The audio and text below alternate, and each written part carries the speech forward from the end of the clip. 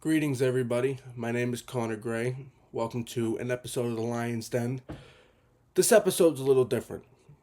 I'm doing an episode of Gray Talks on The Lion's Den. And, this isn't something I was ever really planning on doing. My show, Gray Talks, was supposed to be for my personal channel.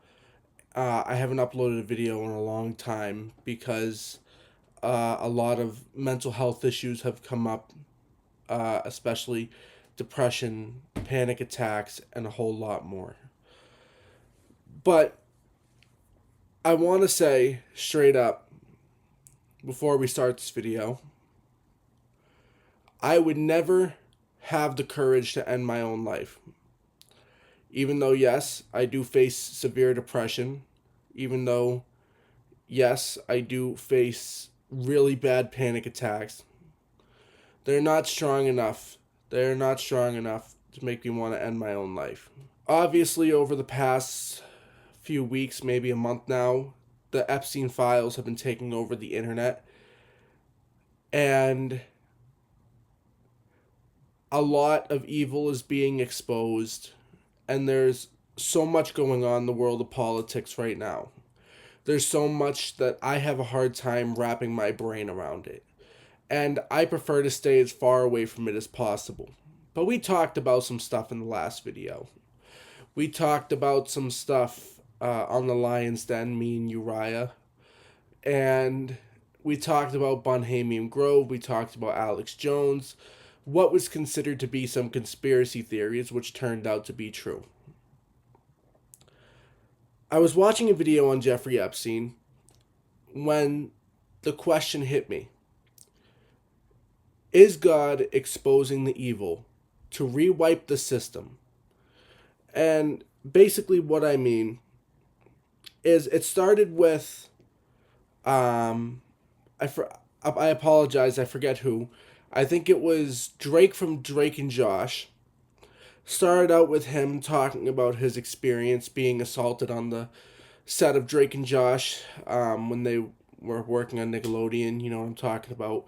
Then you had some stuff come out about Dan Schneider, which he had to deny and say was not true. I can't say I believe him too much, but that's my own personal opinion. Um, then right after that, Charlie Kirk gets assassinated, and a lot of speculation has come out about that. And especially with Candace Owens, she's said quite a lot about that, which was the first hint that that might have been a Mossad operation, which, if you don't know, is Israel's intelligence agency, basically like their CIA, and that it might have been a joint venture with Egypt and France. Um, so if you dig into that, there's a lot to be said beyond what I'm saying here. And then right after this happens, we had the release of the Epstein files. And I believe it was only like 7% of them. It was a small percentage, I believe, that got released. I don't think it was actually the full thing, but I could be wrong about that. You know what I mean? I can't say I'm the smartest individual. I'm just here making this video to talk about what's right in front of our faces. Um, then after that, um, you had Erica Kirk take over Turning Point USA. I've been very vocal about not agreeing with her. I do not trust her, nor do I like her.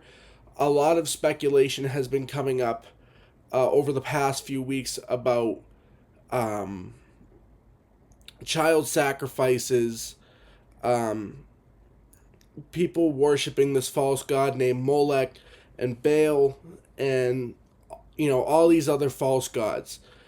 They promise power, money, everything for the sacrifice of your little ones.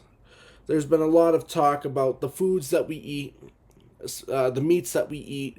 Where do they come from? Who are they from? Are they actually from animals, or are they from child flesh?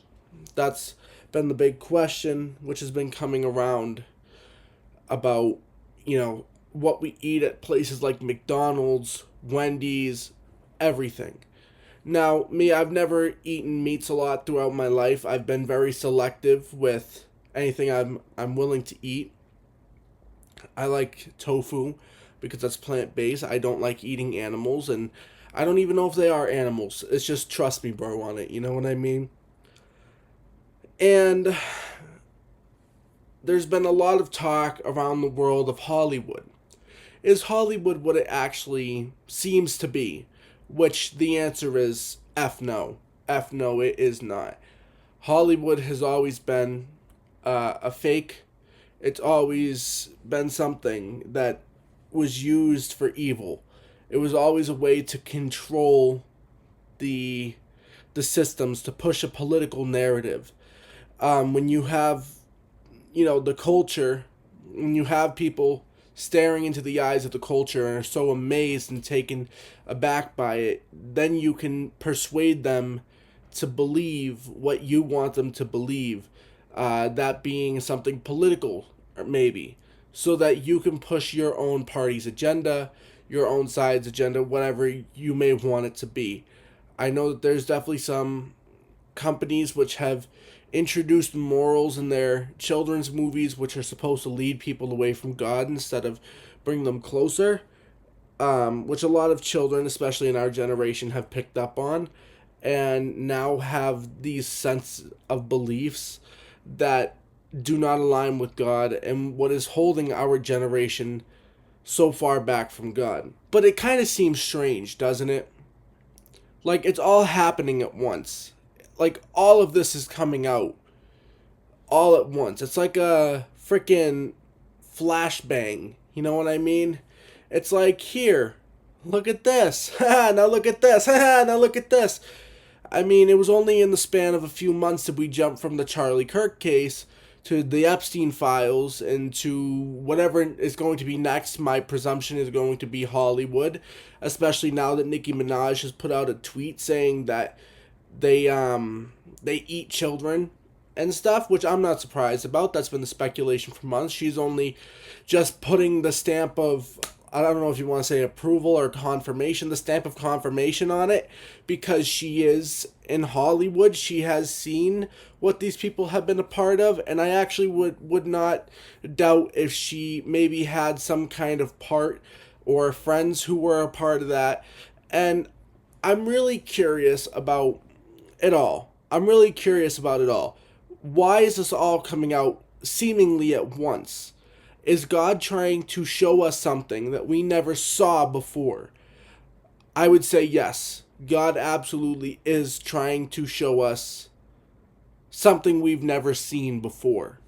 And I think what he's showing us is that the people who are running our country, the people who are connected to our organizations, who run our organizations, our movies, our music, any form of entertainment, food, they're all tied up in this. So how do we get rid of it? How do we get rid of it? That's the big question. It's very difficult to do, but it's not impossible. I've thought about this extensively, and I think it's time that the people of God start taking back their country. We start taking back our country. I don't think we should be violent about it at all. Violence is never the answer. It's never key. I do not encourage it. I do not encourage violence. I do not encourage people to take matters into their own hands. But I do encourage people to run for office, people who believe in God and who have the smarts to do so, run for our offices, run for mayor, council, run for, I don't know, governor, as I tried to do once. My mentality wasn't in the right spot. I didn't have the right reasons in my head when I did that. I was so focused on economy, not focused on good versus evil. I was focused on how can we fix this. I came up with these extravagant ideas, and I want people to be better than me in that moment. I want people to run for governor with a vision for good, just like James Fishback. But we need God-fearing people. We need people who believe in God, like Billy Graham, Cliff Knetley, these people who are so beloved in the Christian faith, I want to say, because I don't want to throw religion on it. I don't believe in religion, I believe in God. But I think people who have the belief in God and the faith in God, just like them, and people who have the smarts of our people in power, like Donald Trump, or people, I don't know, name a politician, people who have the smarts to run for offices, please do it. People who have the belief in God and have that knowledge. Combination. Please run for your local offices. This is the only way that we can take our country back. By the way, while we're here, I think that it would be the most beneficial if we tried to get rid of Congress and tried to hold like elections on bills every Saturday or at least twice a week. So let's say if you do it on Wednesday nights or Saturdays, it should be something where we have to vote on bills, right? We leave it up to the people.